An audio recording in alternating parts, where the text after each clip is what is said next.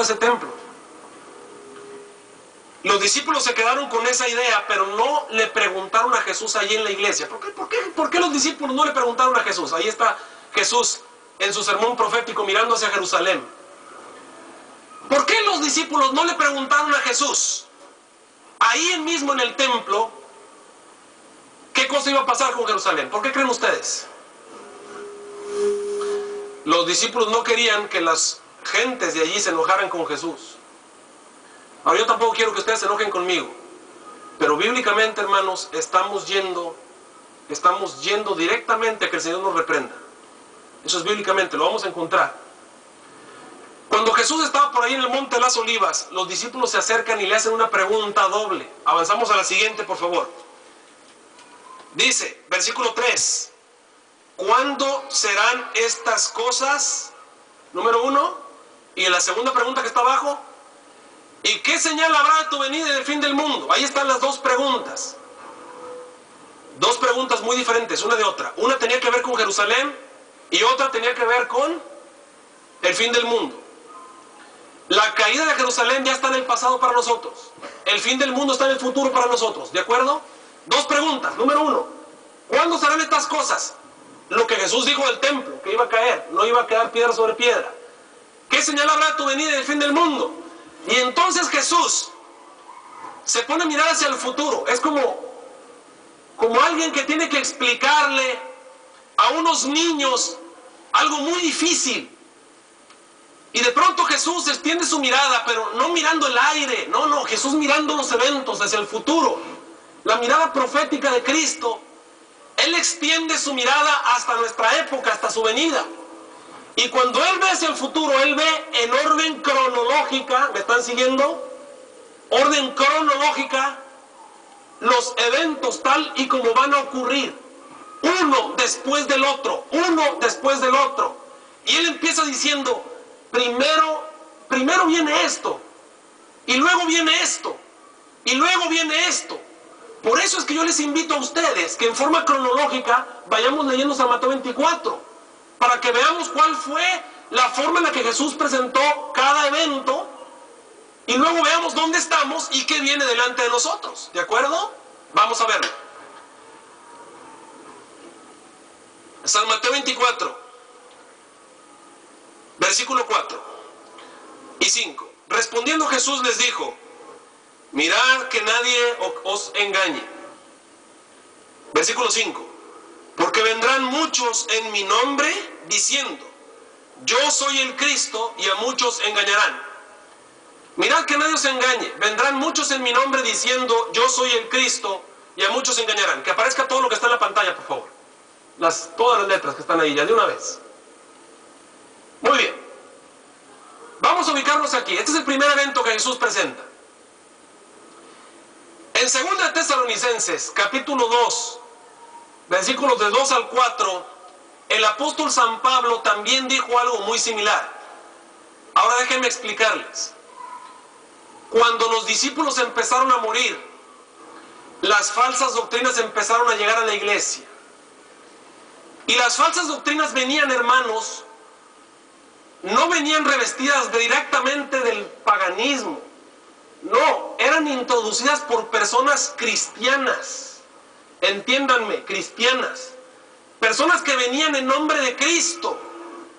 Personas que decían que venían de parte de Dios. Miren lo que dice ahí en 2 Tesalonicenses. No se engañe nadie de ninguna manera, porque no vendrá, está hablando el Señor Jesús, sin que venga antes, ¿qué cosa? La apostasía. Porque no vendrá sin que venga antes la apostasía y se manifieste el hombre de pecado, el hijo de perdición, oponiéndose y levantándose contra todo lo que se llama Dios o que se adora, tanto que se siente en el templo de Dios, haciéndose parecer a Dios. Miren, hermanos, el gran engaño, porque ahí dice que iban a engañar a poquitos o a muchos. ¿A cuántos? A muchos engañará. El engaño que se llevó en pos de sí a la gran mayoría del cristianismo fue el surgimiento del papado. El surgimiento del papado en el 538. ¿Cómo vino todo eso? Pues vino de una manera increíble, tardaríamos mucho en analizar. Pero se revistió de un manto de cristianismo y con un manto de cristianismo introdujo sus falsas teorías, sus ideas acerca del cielo, sus ideas acerca de Dios, sus ideas acerca de la Biblia, sus ideas acerca de los habitantes del cielo, y llevó al mundo a una apostasía. Jesús advirtió esa apostasía. Dijo: vendrán muchos en mi nombre diciendo yo soy el Cristo, y a muchos engañarán. Mirad que nadie os engañe. Avancemos.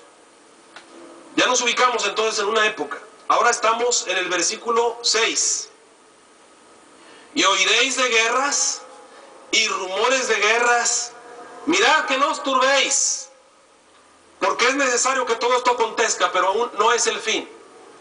Muy bien, veamos. Jesús dice: primero van a venir los falsos cristos, trayendo las falsas enseñanzas a la iglesia. Primero viene la apostasía. Primero viene la época en la que en nombre de Cristo meten apostasía en la iglesia. Y después de eso hay una época de guerras. Muchas guerras. Se pelean un pueblo contra otro. Bueno, hubo muchas guerras en esa época. Todas las guerras que hubo en Europa por el control, la caída del Imperio Romano, ustedes saben, las invasiones de los pueblos bárbaros, y después entre ellos mismos por territorios se casaban unos con otros. Épocas de guerras, unos contra otros. No os turbéis, es menester que todo esto acontezca, pero aún no es el fin. Vamos en orden. Ya dimos un brinco hasta la época de la Edad Media, época de guerras, conflictos. Eso Jesús no pasa por alto. Sigamos leyendo San Mateo 24, versículo 7. Y aquí Jesús cambia de tono. Estamos en el 7. Porque se levantarán nación contra nación, reino contra reino. Allí, pausa. Otra vez está hablando de guerras, ¿de acuerdo? Pero noten cómo había hablado de guerras ya. Pero no os turbéis, todavía no es el fin. Porque va a haber una época, cuando vemos cerca del fin, que se van a levantar nación contra nación y reino contra reino. Va a haber guerras y rumores de guerras, pero va a haber una época en la que se van a levantar todas las naciones. ¿Cómo qué les suena eso? Las guerras mundiales.